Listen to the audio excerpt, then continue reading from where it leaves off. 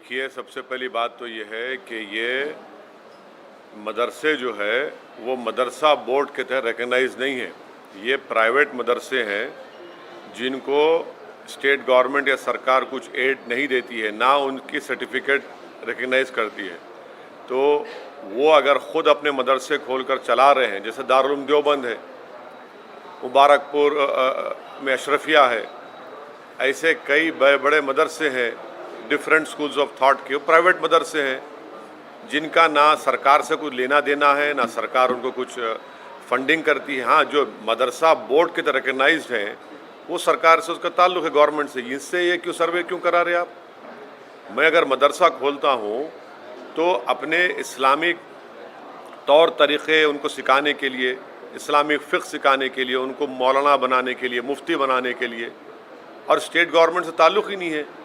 और संविधान के आर्टिकल 30 के तहत मुझे एक फंडामेंटल राइट हासिल है कि मैं अपने मदरसे खोलूँ, अपने पसंद के एजुकेशन इंस्टीट्यूट्स खोलूँ।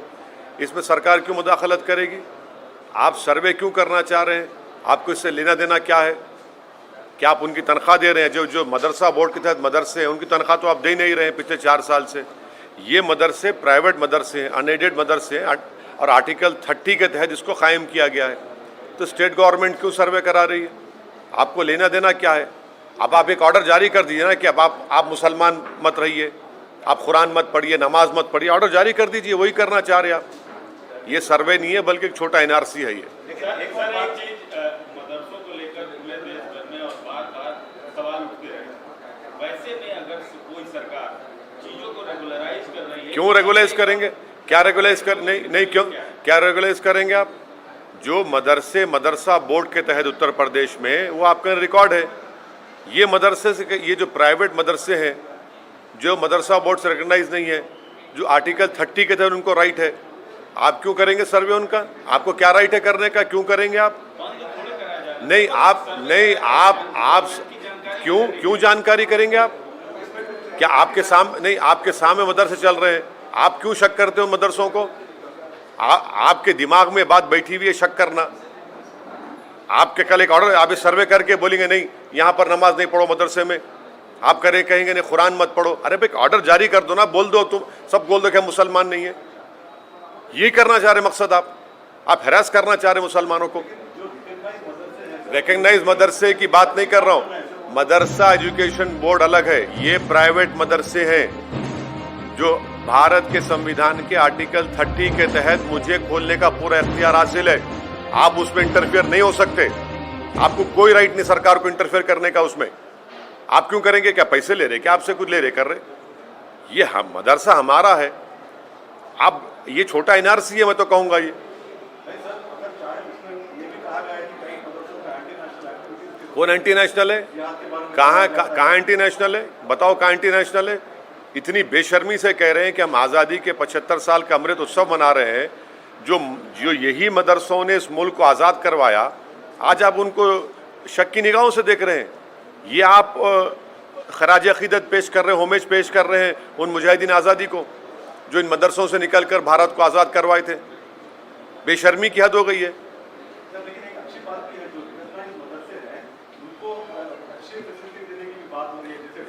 सुनिए, आपको झूठ बोला जा रहा है। सच्चाई ये है कि जो मदरसा एजुकेशन बोर्ड के तहत मदरसे हैं जिसमें पंडित लोग वहाँ पर मैथ्स और साइंस पढ़ाते, कभी जाकर गाजियाबाद में इंटरव्यू लीजिए, 2-2 साल से तनख्वाह नहीं मिली उन लोगों को। 2-2 साल तनख्वाह नहीं मिल रही उन लोगों को। तनख्वाह नहीं दे रहे आप। वो तनख्वाह क्यों नहीं दे रहे आप ये प्राइवेट मदरसों पे आप आ गए जो मदरसा बोर्ड से ताल्लुक़ ही नहीं है। अरे जो मदरसा बोर्ड में है उनको तनख्वाह तो दो तुम। ना सेंट्रल मोदी गवर्नमेंट दे रही है, ना योगी गवर्नमेंट तनख्वाह दे रही है उनको, वहाँ जो टीचर्स पढ़ा रहे हैं। ये प्राइवेट मदरसे हैं, आप क्यों सर्वे करेंगे? आपका मकसद एक ही है कि हरास करना, मुसलमानों को, इस्लाम को बदनाम करना, जो आप नफरत करते हैं। कल आप ऑर्डर पास कर दो ना भाई, कुरान नहीं मत पढ़ो, नमाज मत पढ़ो, यही करना चाह रहे हैं आप। आपका मकसद यही है।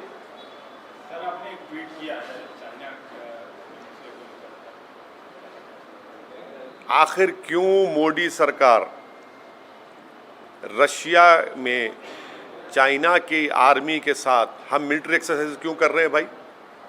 ये क्या क्या क्या तमाशा हो रहा है?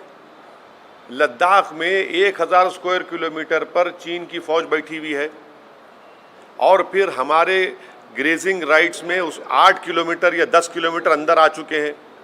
हम अपने जानवर को ले जाकर वहाँ पर ग्रेजिंग नहीं कर सकते। 50,000 के करीब फौज हमारी चीन की फौज के खिलाफ खड़ी भी है। आप उनके साथ मिलकर मिलिट्री एक्सरसाइज कर रहे हैं और दूसरी तरफ फॉरेन मिनिस्टर बोलते हैं कि चीन से रिलेशनशिप नॉर्मल नहीं होंगे जब तक कि वो बॉर्डर का इशू हल नहीं करेंगे। हम क्या जवाब देंगे उन सिपाहियों को, फौज को, जो हज़ारों फीट के ऊपर ठहरकर भारत की ज़मीन से चीन जो हमारी ज़मीन पर कब्जा करके बैठा है उनसे आंख में आंख डाल रहे हैं? ये कौन सी देशभक्ति है? ये कौन सी फॉरेन पॉलिसी है कि चीन की फौज के साथ आप मिलिट्री एक्सरसाइज करेंगे? क्या मजाक बना के रखा है मोदी सरकार ने हमारी देश की आर्मी का, हमारी देश की सुरक्षा का, हमारी टेरिटोरियल इंटीग्रिटी का, भारत की सॉवरेनिटी का। सर, ममता बनर्जी ने भी आरएसएस की तारीफ कर दी। हाँ, 2003 में उन्होंने उनको पेट्रियट कहा था और आरएसएस ने उनको दुर्गा कहा था। और जब चुनाव आ गए तो फिर शुरू हो गई सेकुलरिज्म। अब कह रही हैं कि आरएसएस में अच्छे लोग हैं। हम ममता बनर्जी को बोलना चाह रहे हैं कि कब तक आप भारत के और बंगाल के मुसलमानों की आंखों में धूल झोंकेंगी? आप आरएसएस का जो मेंबर होता है, जो सुबह में ओथ लेता है, वो ममता बनर्जी पढ़ के सुनाए। हाँ, ये अलग बात है कि जनियादारू एक हो रहे हैं तो हम कुछ नहीं कर सकते, मगर ये क्या बात है? आरएसएस को आप तारीफ कर रहे हैं और फिर मुसलमानों को बोलते हैं कि भाजपा को रोकने वोट दो। कि आरएसएस भाजपा में फ़र्क है कोई? ये अब जो टीएमसी में जो मुसलमान चेहरे हैं, जो टीएमसी में जो लोग हमको उंगलियां उठाते थे, अब बोलो क्या बोलना है उस बारे में? क्या विकल्प देंगे आप मोदी के बारे में? इसके पीछे क्या मतलब क्या है सर? क्यों आप सोचते हैं कि ममता ने ऐसा बोला होगा आरएसएस के खिलाफ? अब उनको पूछिए। आपने हमसे सवाल किया, उनके बयान पर हम बोल रहे हैं, वो खुद बताएंगी। पहले भी 2003 या 4 में भी उन्होंने आरएसएस को तारीफ की थी, आरएसएस की, वो भी रिकॉर्ड है। और आरएसएस ने उनको कहा था कि दुर्गा है ये। तो अचानक ये मोहब्बत पैदा हो गई। तो इसका मतलब है शुरू से मोहब्बत थी। या फिर मीडिया का डर? नहीं, शुरू से मोहब्बत थी, मगर हम लोग, हमारे आंखों पर पर्दा पड़ा हुआ है ना सेकुलरिज्म का। हमारे आंखों पर सेकुलरिज्म का पर्दा पड़ा हुआ है। तो अब ये पर्दे हट रहे हैं, लोग देख रहे हैं अब। सर, एक नया समीकरण बनता हुआ दिखा। कल हमारे मुख्यमंत्री बिहार गए थे, पटना, बिहार के मुख्यमंत्री से मिले। स्कूल, आप राजनीति विज्ञान के आप भी विद्यार्थी हैं और एक सांसद भी हैं, इसको कैसे देखते? नहीं, इस बारे में तो जो दो मुख्यमंत्री बैठे थे वही बताएंगे।